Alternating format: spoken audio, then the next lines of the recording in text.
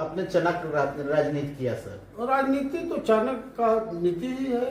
जो चाणक्य की नीति नहीं समझेगा वो राजनीति क्या करेगा। सर आप पहले भाजपा में थे और उस समय आपको अब फिर भी भाजपा में आ गए सर। मुस्लिम का आपको वोट बराबर मिलते रह रहा है, क्या भाजपा में आने के बाद भी मुस्लिम वोट देंगे आपको? देखिए, मैं चतरा में बीजेपी से चुनाव लड़ा। 90% मुसलमानों ने कमल छाप पर वोट दिया। हमारा बिल्कुल व्यक्तिगत संबंध है मुसलमानों से, और दुनिया की कोई ताकत नहीं है जो मुसलमान का वोट जहां भी हम लोग चुनाव लड़ेंगे वो बाएं दाएं कोई कर दे। तो सर महागठबंधन तो आरोप लगाते हैं कि बीजेपी को मुस्लिम वोट नहीं देते हैं। ये बताइए कि अटल बिहारी वाजपेयी बीजेपी के सुप्रीम नेता थे, तो 60-70% अटल जी को वोट मिलता था कि नहीं मिलता था? ये बिल्कुल गलत तरीके से प्रचारित किया गया इस बात का कि मुस्लिम बीजेपी के खिलाफ है।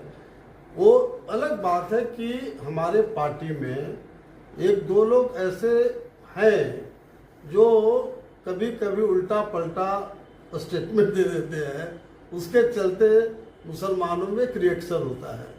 लेकिन जो नरेंद्र मोदी और अमित शाह जी के नेतृत्व में पूरे देश में जो बीजेपी का राजनीति है, इन लोग बिल्कुल मुसलमानों के खिलाफ कभी नहीं बोलते हैं।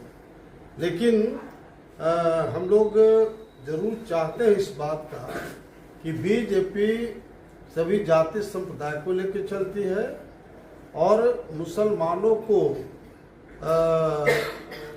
भी बीजेपी का साथ देना चाहिए, क्योंकि ये जो सामाजिक न्याय और धर्मनिरपेक्षता की बात करने वाली जो पॉलिटिकल पार्टियां हैं, सिर्फ मुसलमानों को ठगने का काम किया। बताओ, लालू यादव 15 साल तक कंटिन्यूसली वो सरकार में थे, मुसलमानों को एक डिप्टी सीएम नहीं बनाया। सर क्या सर भाजपा इस बार दाव आप पे खेल सकती है अरवल के लिए, अरवल विधानसभा पे? देखिए, ये तो प्रश्न ही बेकार है, क्योंकि हम लोग बिना कंडीशन के निस्वार्थ भावना से बीजेपी में आए और हमारे लिए असेंबली कोई मायने नहीं रखता है। पूरे देश में नागमणि पहला नेता है जो चारों सदन का सदस्य रहा है, लोकसभा, राज्यसभा, एमएलए, एमएलसी, केंद्र मंत्री, बिहार मंत्री। और हमारा जुडिक्शन सिर्फ अरवल जिला नहीं है, बिहार नहीं है, बल्कि झारखंड, उत्तर प्रदेश, मध्य प्रदेश, राजस्थान, हरियाणा, दिल्ली और गुजरात है। हम आए हैं बीजेपी को मजबूत करने के लिए, और खास तौर से जो विधानसभा का चुनाव बिहार का होना है, उसमें मेरा प्रायोरिटी है मगध प्रमंडल और शाहाबाद प्रमंडल, क्योंकि मैक्सिमम सीट आरजेडी जीता है इस इलाका में। तो हमारे लिए चुनौती है और मैं उस चुनौती को एक्सेप्ट किया हूँ कि इस तरह से हम मगध और शाहाबाद प्रमंडल में काम करेंगे कि मैक्सिमम सीट एनडीए को मिले, और एनडीए को सीट अगर दिलाते हैं तो नो डाउट कि बीजेपी और एनडीए भी मानेगा कि नागमणि जी को लाने से हमको क्या फायदा है। सर आपको महतो का वोट, जो कुशवाहा वोट जो होता है, और मुस्लिम वोट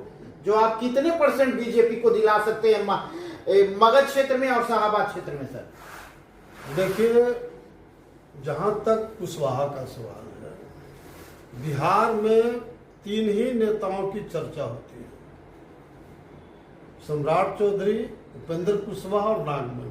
सर अभय कुशवाहा भी नेता है। अरे ये सब लफ्फू है, ये सब का कहाँ हम बात करते हैं? उस सब का कोई वजूद है कहीं? सर सांसद है सर। अरे सांसद रहने से क्या होता है? सांसद होने से क्या होगा, नेता बन जाएंगे। अभी आपका इमामगंज, डुमरिया और बेला में चुनाव हुआ, आरजेडी के लिए नाक रगड़ते रहे कुशवाहा के यहाँ, 5 वोट भी आरजेडी को नहीं दिला पाए। क्या वजूद इन लोग का है। और जब हम लोग तीनों, सम्राट चौधरी जी, उपेंद्र कुशवाहा ऑलरेडी एनडीए में है, और नागमणि भी बीजेपी एनडीए में आ गया, 100% कुशवाहा का वोट एनडीए गठबंधन को जाएगा और एकक वोट के लिए विपक्ष को तरसना पड़ेगा। ये नोट कर लीजिए। आप इधर कर लीजिए 2 मिनट। अभी